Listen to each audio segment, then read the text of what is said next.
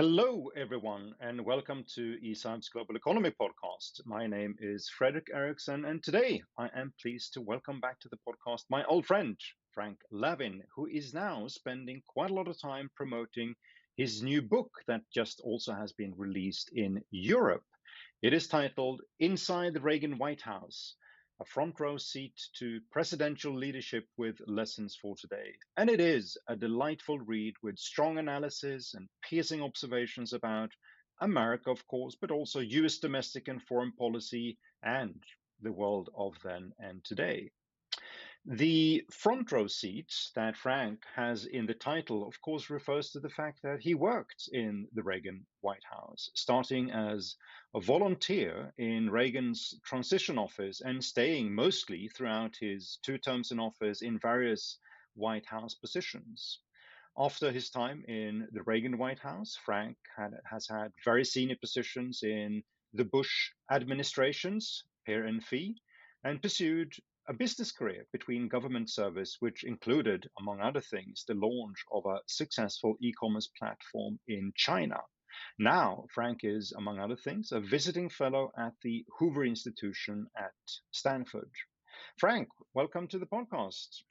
Fredrik, thank you for having me on, and thank you very much for your gracious comments about the book. It was an exciting project. I think I tried to capture that moment and tried to draw some general conclusions about U.S. government and U.S. policy formulation and U.S. role in the world. And it's the whole point of writing a book is, of course, to share it. So I'm delighted to share it with Yes. you and share it with other friends as well. And thank you for having me on today. No, and I am also being honest when I say I think it is a truly delightful read, and I certainly learned a lot from reading it. And I mean, I've been trying to sort of, I mean, if we try to get to the essence of the book right away, I mean, it's not a Reagan biography, nor is it your own biography. But even if you weave together his story and your story, but my take, Frank, and correct me if I'm wrong, is that what you're doing is that you're searching for the answer what Reaganism was all about.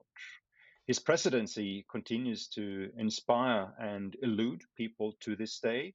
But what would you say is the core ideas and the core impulses that defined the Reagan political projects? That's a great summary, Frederick, and I sort of endorse your premise that I think it's a mistake to write memoirs or biography that are so particular to the individual or to the author himself that it's of no appeal to a broader audience. But what you have to do is to say this particular biography or this set of memoirs illuminates some broader points.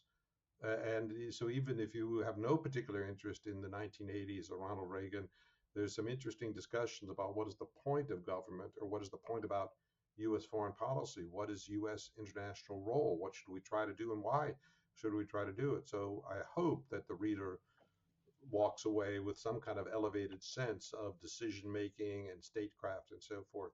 And to your point about biography and memoirs, I alternate chapters in the book. One chapter is about Reagan and the White House and presidential decision making, and then one chapter is about my personal memoirs. But I would say, I hope I did this. Your personal story, anyone's personal story, is rarely of broader interest. So only discuss items in your story that illuminate a broader point, or maybe are unusually humorous or revealing in some respect. But it's not your diary, the point is, and even your family members don't care about your diary and what you did day to day, but they care about where the country's going and what is the point of the White House or the point of the president. I would say an organizing principle for me was presidential leadership. What is Reagan trying to do, and why is he trying to do it? And now looking back after several decades, we can maybe be a bit more balanced in our discussion. But I came to the conclusion that presidential leadership, maybe any political leadership, has twin attributes, two pillars.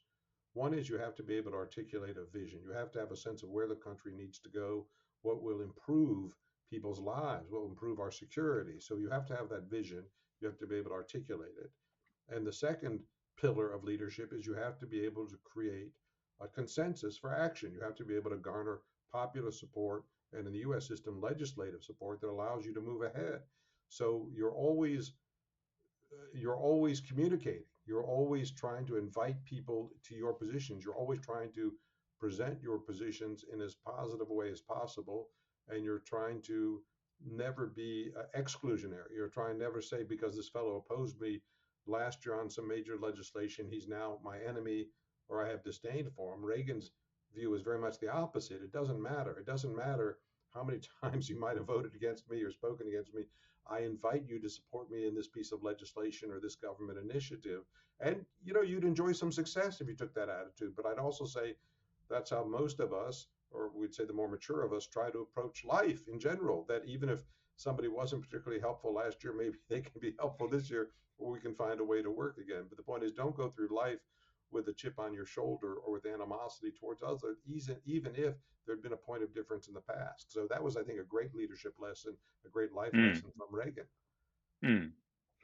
But Reagan was different from his predecessors. Mhm. So, I mean, if we go back then, so you joining already during the transitions years, and you've been spending time on some of the other campaigns before that. You'd been active Right. in the college Republicans, and we'd gone through a pretty miserable 1970s for America. We had the Carter administration, which was also economically and foreign policy wise, it wasn't well. We wouldn't rank it very high Yeah. in American presidencies.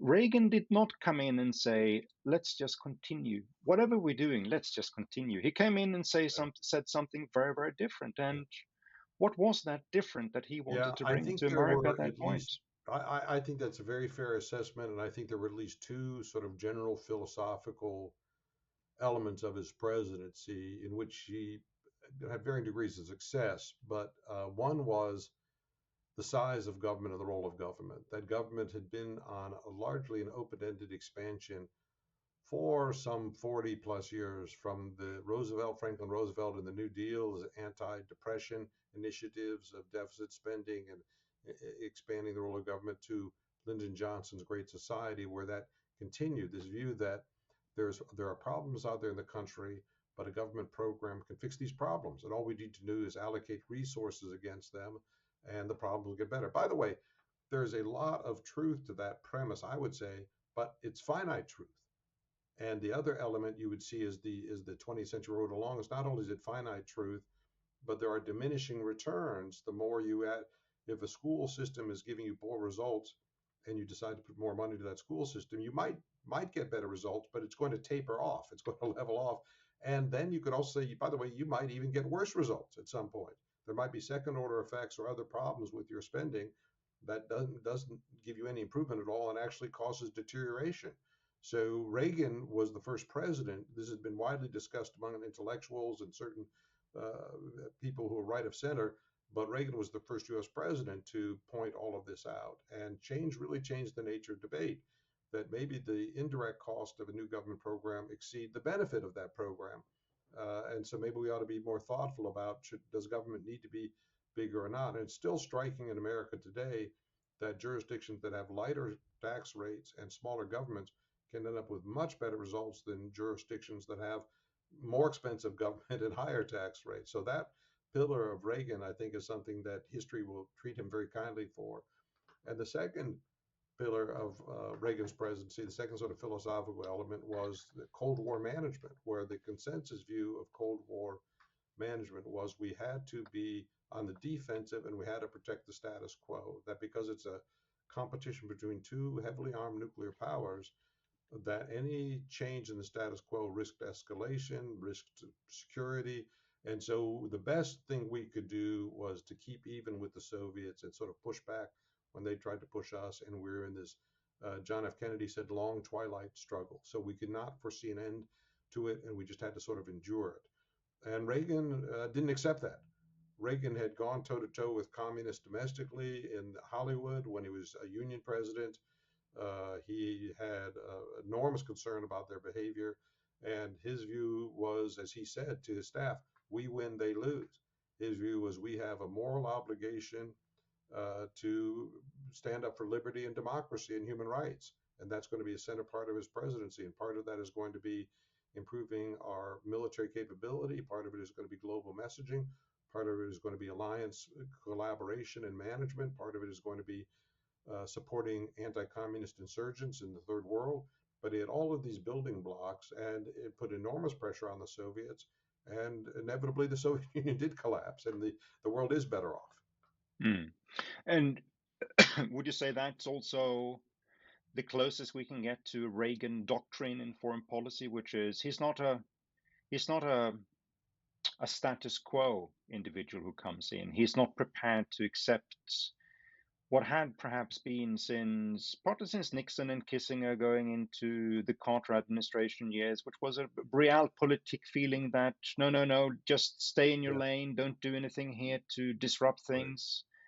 right. Was Reagan a change maker who wanted to bring idealism into American foreign policy in order to effect changes? I think that's exactly right, Frederick. I think Reagan's premise is the highest value we have is human liberty and the dignity of the individual, and totalitarian systems crush that element. And so there is a moral dimension to what we're trying to do as well, and that the United States should work with the other great industrial democracies and like-minded nations to collaborate on this project. And don't forget that Reagan and his peers were all children of World War II.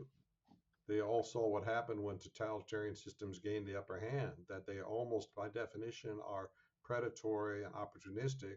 And there were very few of these fellows who believed in let's just stay in one country. And communism, by design, from inception, is messianic and believes it has some kind of global purpose to destabilize democratic nations or rickety governments in the third world, or even governments that have problems, and get them in the communist orbit. And that's indeed what what Moscow had been doing for several decades. So to push back against that and say our message is better, our message is we want people to be able to live life as they choose it. We want to respect the dignity of the individual. We want market economics to bring prosperity. We want to connect with like-minded nations, whether it's tourism or educational exchanges or trade. We want to be part of a global community that is win-win and allows everybody to prosper. Mm, So that had a strong appeal to much of the world, and it was a great alternative to a communist vision, which said life is a permanent struggle and filled with friction, and class warfare is an important element of life, and we must all have disdain or contempt for wealthy or successful people, and that's the reason we're poor. So we need this element of friction in our everyday life. So it's an alternative way of thinking. mm. And why don't we sort of dig a little bit deeper into that point? Because I think it also speaks to the time we are in now, of Mm, course, with the orientation of the foreign policy under America right now and what's happening across the world. But one thing which you can observe over time is that a lot of people would think that American foreign policy and the way America thinks about the world has been a linear thing. So you would say, starting with Woodrow Wilson, you go right up to the 1980s and you see strong similarities between sort of a moralistic, human-oriented vision expressed by Ronald Reagan, and you see, well, that's what America has stood for, and then, but no, it isn't. Uh, America it, has actually had changed its orientation quite many times, and I would yeah, I imagine if think Reagan so. I now think comes there's a in pendulum. here, Yeah, sorry. just to finish the point, but if Yeah. Reagan comes in here, you must have been having a lot of fights with foreign policy establishments, with others who basically said, you're maniac, you're warmongers, you're going to cause frictions that are going to take us into war. Well, that was exactly the line of criticism. There's enormous comfort in the known, and there's discomfort in the unknown. And when you say to a specialist in the field, the status quo is not acceptable, and I want to change, you really bring an enormous amount of discomfort or unease to the people you're talking, because they got some degree of comfort in where they are. So you're right. Some of it was moralism, which also can cause discomfort, and some of it was a practical argument to say, we owe it to ourselves to play to our strengths. And one of our strengths, for example, is our economic power and our technology, that we can outpace the Soviets. So why don't we outpace them? Why don't we put them on the back foot? And if we simply have a status quo management approach to foreign policy, what we're really doing is ceding to the Soviets the initiative. They get to select the target of opportunity, they get to decide the resources, They can decide how to allocate them. And there's always going to be a vulnerable target out there. There's always going to be a rickety government or an autocratic government or somebody who's really got problems that the Soviets can exploit. So we say, Mm. why should we be passive about this and let them pick the target? Why don't we make them the target? And why don't we cause them discomfort and cause them unease and cause them to drain their budget trying to deal with their problems? So putting pressure on the Soviets, I would say, made the world a safer place because it forced them to be on the defensive rather than the offensive. But I loved your earlier point because my view of U.S. Foreign policy history was that we've had enormous pendulum swings, and it's usually just driven by events, meaning there's always a philosophical architecture to what we're doing. And there's people who say we need to be more moralistic, less moralistic, more realpolitik, less realpolitik, more forward-leaning international, more minimalist internationally. There's always this range, but it's typically an event itself that serves as the catalyst for organization. So it was World War II itself, and the enormous damage and destruction done in World War II that led to Cold War architecture. To say whatever you Mm. do, there are predatory nations out there. There are very dangerous nations out there. We've got to find some mechanism of working with the other democracies to have some kind of security apparatus in place to deter aggression. And that was, I think, absolutely the right approach to the Cold War, to say let's get all of the democracies together through various treaty arrangements. But as your question suggests, it also in the present day, it somewhat disempowers America because the American voter and American leaders can, I think, with some degree of validity, say, look, we don't have the same nature of a problem that we had in the Cold War or World War II, and we just don't need the same security apparatus. So you've really had a move away from let's be prepared. I call it in the book, if I may go an extra minute on this, I call it in the book the two fundamental policy choices a nation faces is do you want to be a minute early or do you want to be a minute late? Do you want to be Mm. sort of minimalist and wait for something to happen, or do you want to be prepared? And there's cost and benefits either approach. But for most U.S. history, being a minute late was certainly adequate. For most of U.S. history, we had no international territorial ambitions. We had no enemies. We had no treaty allies. We had no military. And so you save a lot of money and you keep out of a lot of fights by being a minute late. Say we're only going to get involved if somebody attacks us, but we really don't have any international ambitions. And it was only Pearl Harbor that changed that to say, we better be a minute early. We do need friends. We do need allies. We do need military exercises. We do need a standing army. So all of these decisions were made on the back of Pearl Harbor to say, let's not be foolish about this. Let's try to be a minute early. And throughout World War II and through the Cold War, that minute early approach really governed government decision making. Mm. One thing that, I mean, as I said, I mean, I really loved reading the book because there are, there are funny stories. You on at least every second page, you're going to laugh a bit, which I always enjoy when reading the book. But there's one point which I actually choked on my coffee, not because of what you said, but just as an illustration of how the world has changed or how American politics have changed, which is, I think you say I mean, you're talking about the re-election campaign, and then you only have sort of a one sentence or something like that, and saying, "Oh, by the way, we also ran handsomely because we carried 49 states." And then, what?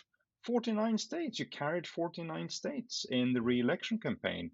I mean, Right. that's unheard of in American politics today, that you would have such Yeah. strong support for a presidential candidate. So there must have been something to the man itself which sort of appealed to a Well, broad audience and sort of went beyond pure policy. They perhaps didn't vote for him because they liked foreign policy or they liked inflation busting or economic policy. It was something else to him, right? Which also attracted a lot of people to come to his tent. I think so. And there's a communications theory that governed Reagan's behavior, but does not seem to apply in the same way today. But Reagan's view was I'm speaking to the entire country, and I want the entire country to be on board to some extent. I mean, I know this is not realistic, but I want to present my remarks in such a way that make it as easy as possible for people to agree with me, as easy as possible for them to even partially agree with me or even like me, even if they don't agree with me. Uh, and that's what life is all about. That's what politics is all about. It's very different today when we would say the point of political communications is to only speak to your base, only excite your base. So you might be speaking to 30 or 40% of the country, but then you say, well, don't worry, that gets me 30 or 40%, but then I will denigrate my opponent. I'll raise such flaws or doubts about my opponent that I'll end up with a plurality, which, by the way, I would say tactically that might very well be successful, but it's polarizing, it's corrosive to the body politic. And it might leave that victor worse off than if he had gone with a Reagan type approach to speak to the entire nation. So Reagan never had ill will in his remarks. He never denigrated an opponent. He loved humor. He loved telling jokes, kind of what we call corny jokes, middle America jokes. And he wanted to be personally as appealing as possible to everybody. And I think it did pay off because there, as we know, in every society, there's a segment of the population which doesn't really follow day-to-day decisions in government, but can at least read the body language of the speaker and at least say this fellow at least is a pleasant person, and he'll tell a joke and he's sort of genial about it, so that he had at least a disposition that allowed people to warm toward him. And I do think that's important in a political figure. I think so too. And I'm going to put you on a spot here, Frank. So, what's your favorite Reagan joke? Oh, but his I know mine. well, he had one which was a joke, but also was sort of a philosophy of life. And I guess really good political humor has an element of truth to it. It's not simply to get some laughs, but about the two children, the two brothers. One was an incurable optimist, and one was an incurable pessimist. And the parents were concerned about this because they're both sort of blindly upbeat or blindly downbeat. And the doctor said, "Look, we'll arrange this sort of lesson for each of them to cure them of." Their sort of chronic, psychological condition. So they take the fellow who is a incurable uh, um, pessimist, says nothing ever works out well, and they bring him to a room full of toys to say these are all the best toys in the world and they're all for you. And the kid starts crying. The kid just starts crying. They say, "Well, what's wrong? What's wrong? We're giving you the best gifts in the world." And he said, "I just know I'm going to end up breaking these and they're not going to work out and I'm going to be held responsible for breaking these wonderful toys." So they say, "Okay, that test didn't work. Let's go to the next room where we've got the boy who is the incurable optimist. And we're giving him a room full of horse manure. We're just giving him, this is what he gets for his birthday, whatever. He gets a room full of just terrible byproduct here." And he runs to it with glee and he starts sort of flinging and throwing it and digging in it. And the parents are aghast and the doctor's aghast, everybody's aghast. Then they sort of say, "Well, my son, what are you doing? What are you doing? This is horse manure." And he said, I just know with all this horse manure here, there's got to be a pony in here someplace. So the point was, the point is your predisposition is how you go through life really shapes the outcome of how you look at things. And Mm. it was a very funny story. Yeah, yeah, indeed. It is very good. Yeah, And I suppose that, I mean, that was also part of the sunny optimism of yeah, Reagan himself, right? And yeah, using that story and coming to presidential leadership, because that's also what your book sort of writes about, and what you're also coming back to in the story constantly in the book. Um, and as you say, I mean, it's probably difficult to be a political leader if your only goal is to speak to your own base. I mean, you say, well, these 44% of the population, they are the only ones I'm going to appeal to, and if that is the restriction, well, you're never going to get to a point of having yeah, real leadership, right? right. I think what the people in that vein are saying is they are so rigid in their policy or the ideology. What is most important to them is just articulate that view, meaning it's not being put forward as to how can we accomplish what we want to accomplish, being forward almost like a religious sermon. This is what I believe, and you need to believe it too, and I will disparage you if you don't. And you say, well, Mm, that doesn't build a popular consensus for what you're trying to do, and it doesn't allow people to move your way. I mean, nobody was ever insulted into an agreement. So to say, if you don't agree with me, I will simply denigrate you. I mean, we've got a president now who denigrates the chairman of the Federal Reserve Board. Mm. To say, look, this is an independent agency. This fellow's paid to be an economic steward of sorts. And why would you? Okay, I understand if you're not happy with it, but why would you publicly chastise them? And my view is that public disparagement makes it actually more unlikely that the Federal Reserve Board moves Trump's way, because Of then he course. looks craven or he looks expedient. So he's got to bolt himself down to where he is now, and he can't move because Trump is attacking him publicly. Mm.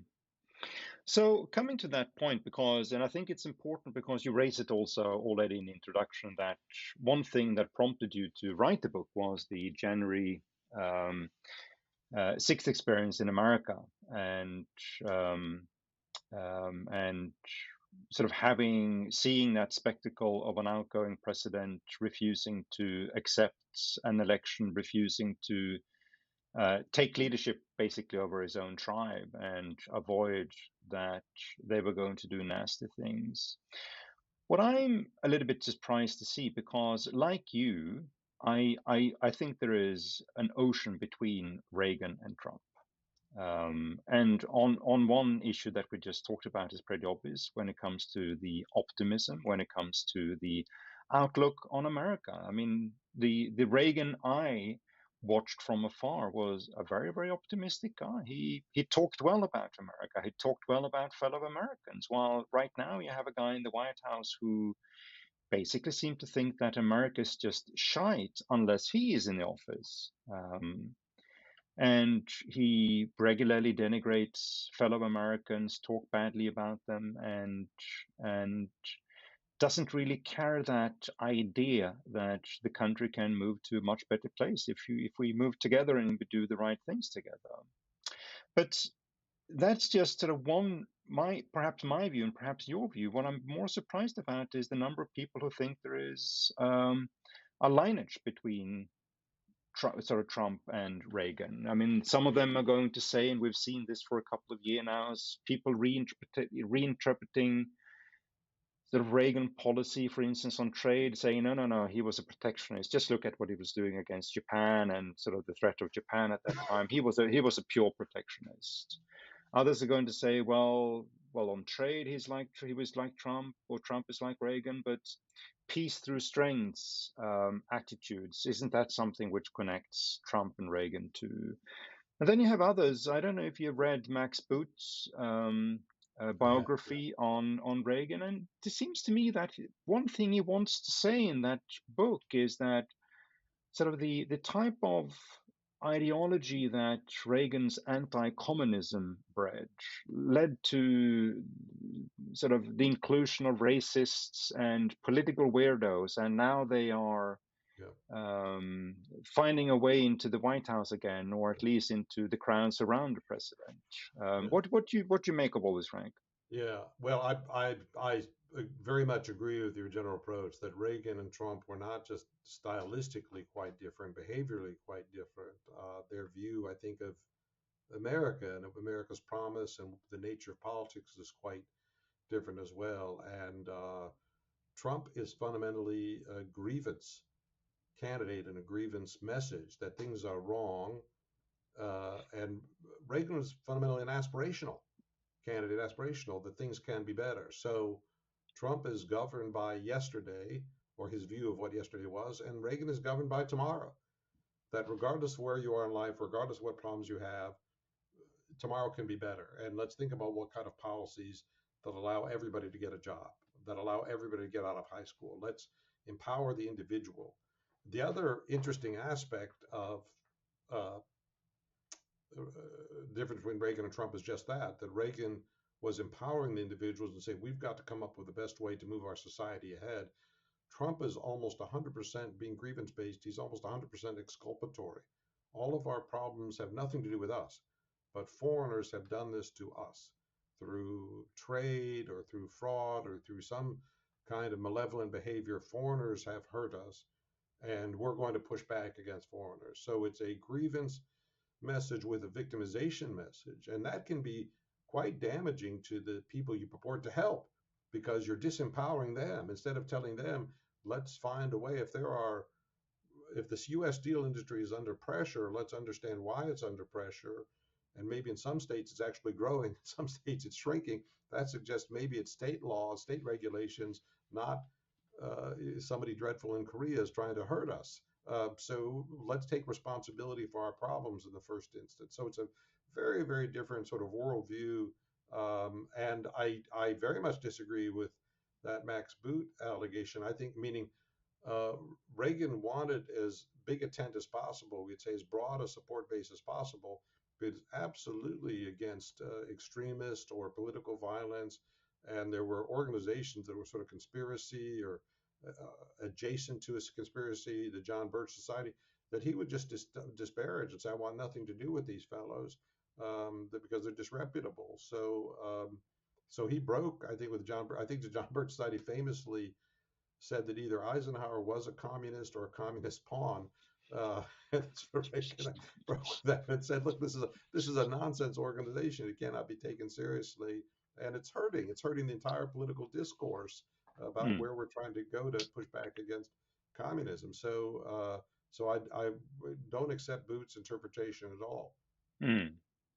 So coming back then and perhaps trying to summarize up as we move towards the end of the conversation, sort of going to the political leadership lessons from Reagan. So we've talked about sort of the Reagan political project. I mean, basically having a human-centered idea about Yeah, dignity, human uniqueness, and at least in foreign policy, there was going to be a premium of trying to articulate the idea and trying to get changes to happen for people in other parts of the world. He had an optimistic outlook. He believed in America. He believed yeah. in the future, and that, of course, is also a very, very powerful impulse to have as a political leader. Well, On technology, I sort of given all the stuff that happened sort of with the space race and I mhm. remember Reagan to be pretty enthusiastic about also the future of technology. Or did I understand him wrong on that issue?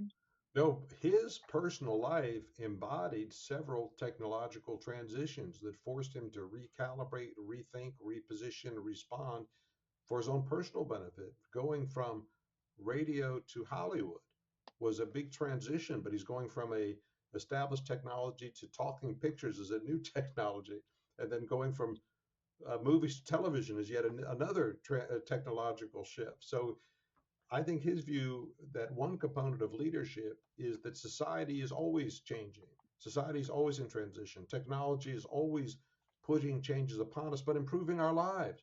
So part that component of leadership is reassurance to say life 10 years from now is going to be different than life today, but the advantages and benefits we will enjoy will vastly outweigh any kind of dislocation or negative second order effects. So we should actually think it's a good idea to have television sets in our room, even if there are social costs or other problems with television, right? But in net basis, Mm, it's better off if we have that available to us. So being positive and reassuring society at a time of change, I think, are very important elements of leadership.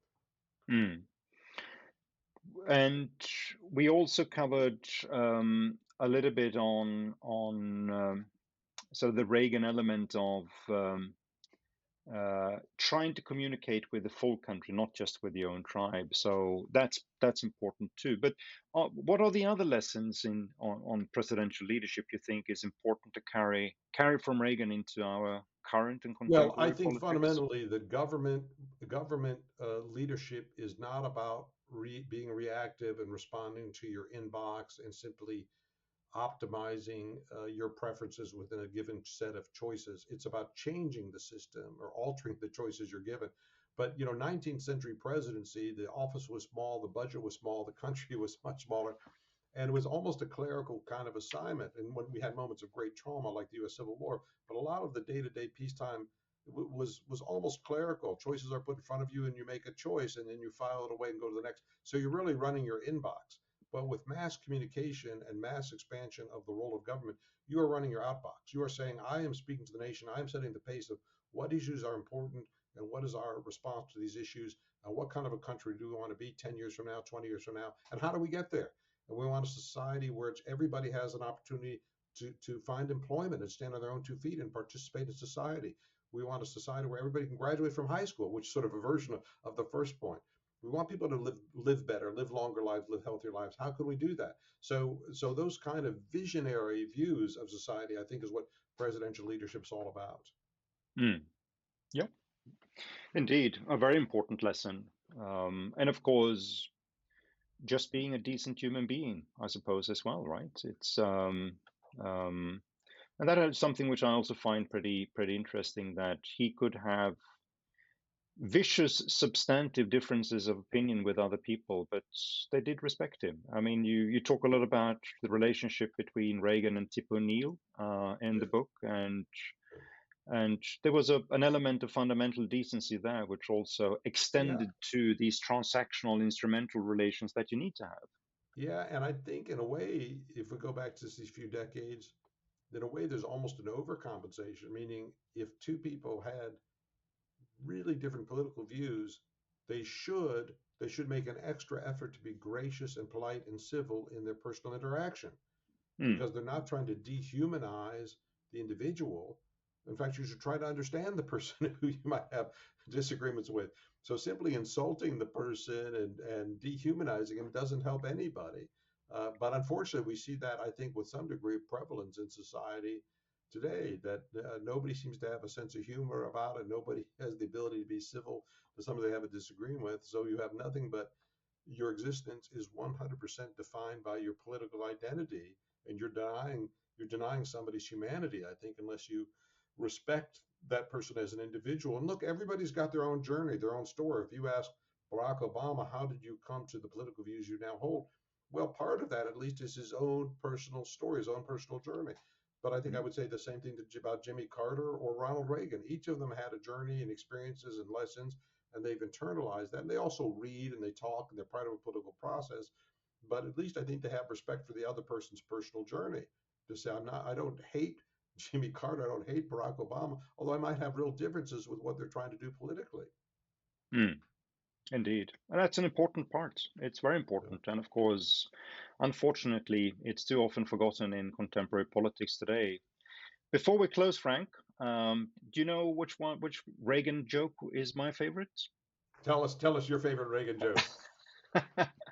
Well, it's many people will have seen it if you've looked up Reagan jokes on YouTube, or if you can't remember it. It's the Soviet guy who wants to get a new car. Oh, Um, you know that one, right? that is a funny one. That is good. Why I don't you tell it, Frank? You can tell it better than Well, I there's do. there's different versions of it, but this fellow finally, it's car ownership in the Soviet Union is quite rare, quite unusual. This fellow finally, I think he's 35, 40 years old, he scrapes together enough money to purchase an automobile, and it's a regulated process in the Soviet Union. I mean, he has to get approval to purchase it. He has to go to different ministries and get different forms stamped, and so it's an elaborate process, like a real estate deed or something. So this takes, I don't know, several weeks. He finally gets it. He finally, the last person says, "It's all done. All your papers in order. The funds are here. It's all perfect, ready to execute. You can come back exactly 10 years from today and pick up your automobile."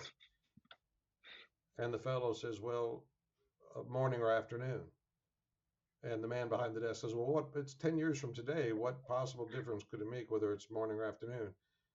And the customer says, "Well, I've got the plumber coming in the morning." Yeah. So it was a great joke about just a needless, pointless bureaucracy, but also the grotesque inefficiency of the Soviet system, where you just couldn't get normal consumer goods and let people have sort of normal, happy, productive lives. Yeah, indeed, indeed. It captured not just the humorous part of it, but of course the essential part of communism as well, and Yeah, the sheer ridiculousness of quite often how the system works. yeah, So, Frank, thank you so much. I should tell people again that your new book is called "Inside the Reagan White House: A Front Row yeah. Dare Seat I to hold it up for our Presidential Leadership." final farewell? But yeah, if you're interested in these stories Yes. and this discussion, Frederick, it's been a lot of fun recapturing these moments with you. Yeah, but please enjoy the book and let me know. I'm on LinkedIn. I welcome feedback and comments. What you like, what you didn't like, please let me know. Thank you so much, Frank. It's been great talking to you. Thank you, Frederick. It's been a lot of fun.